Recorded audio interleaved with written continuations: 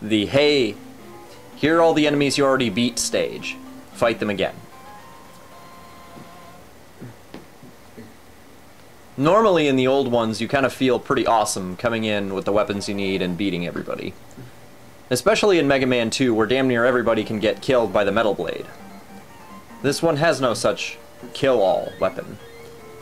As a matter of fact, you could come into this level without enough ammunition. It's not too terribly big a deal. But still, it doesn't feel nearly as cool in this game because the weapons aren't nearly as cool, the enemies aren't nearly as cool, and in general you've just gone through a severe lack of creativity.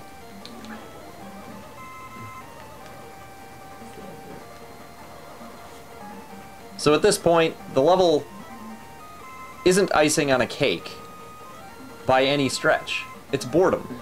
It's pain. There's very little enjoyable about it. You just keep thinking, oh my god, Wily is just through this gauntlet of bosses, and then one fight with Wily himself, and then the final fight, and then I'm done with this shit, and I never have to pick it up again. I can pick up Mega Man 2 and remember what a good Mega Man game is.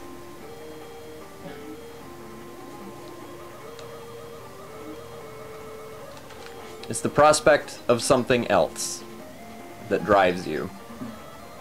Or it's just sheer frustration, sheer stubbornness that you will not turn this game off. You will finish it just to say that you've beaten all Mega Man games.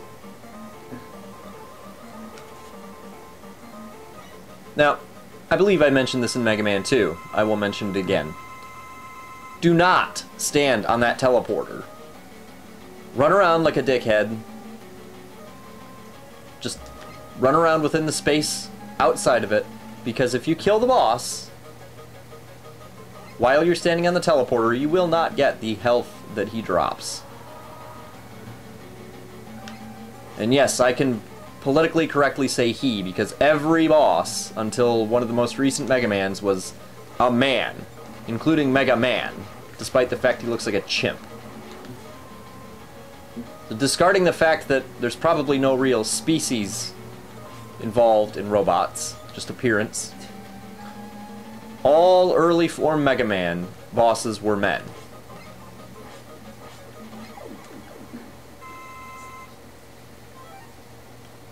That's not misogyny, it's fact. I don't know how I got onto that, but it doesn't matter.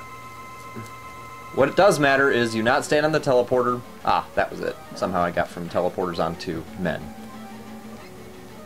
Don't stand on the teleporter, and be ready for much more aggressive bosses. Especially this fat fuck. This guy just pisses me off the second time through, because even though you have the weapon that's supposed to kill him, he is so fucking aggressive. He just continuously jumps around and flashes and flashes, yes.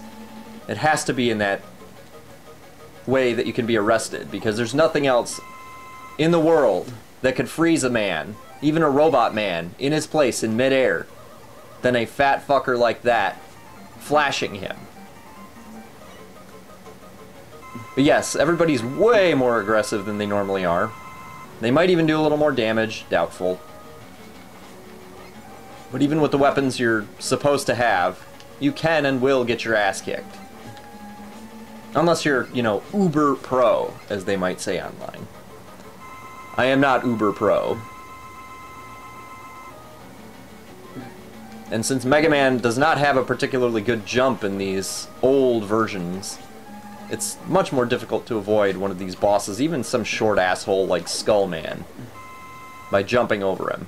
And Skullman just runs around, so you can't slide under him like Fat Ass in the previous room.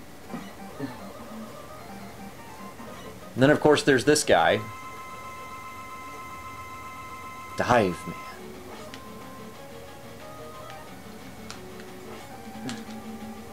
He's actually pretty much the same as normal. He and Drill Man are probably the easiest. For the pure fact that 90% of the time they just charge around, trying to get their hands on you. Ah, yes. This creepy motherfucker.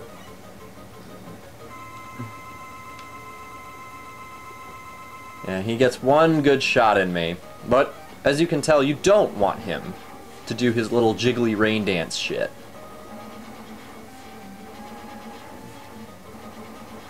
It's very harmful, and if he does it right at the end of the battle, he can still hit you because the rain will continue to fall even though he's dead. Glitch or intentional does not matter. It will still fuck you. Ah, yes. Housewife man, I mean Dust Man.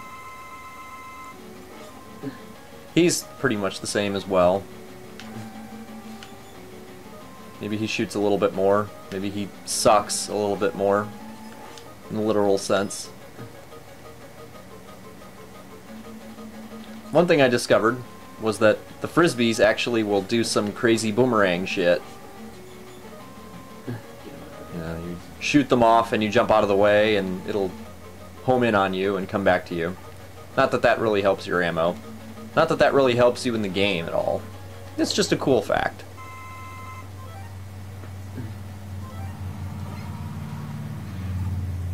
Yes. Ringman is significantly more aggressive, and my charged shot would not consistently charge up. That, and I just couldn't... I couldn't maneuver properly. It's pretty embarrassing.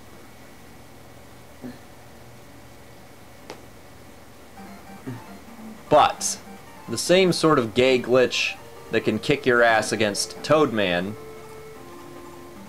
or I should say the leader of the Sewer Workers Union, will work on him, only with the Pharaoh shot. Here I was a little bit better. That lower ring toss, for whatever reason, just I could not get. And there, because that little Pharaoh ball does not go away when you die, he jumped into it and got fucked. And I did not argue with it. In fact, I tried to jump into his thing there and realized, oh wait, he's dead. Glitch or intentional, I don't give a shit. Not this time. When it's beneficial to me, that's good, that's great. Really, Pharaoh Man's probably easier this time around than he was the first time.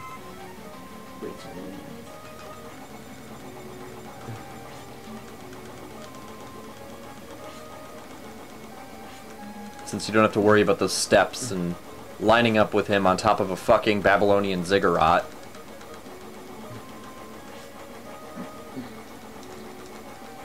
So once you've defeated the Communist Labor Party of robots, get ready for a really, really annoying version of Dr. Wily.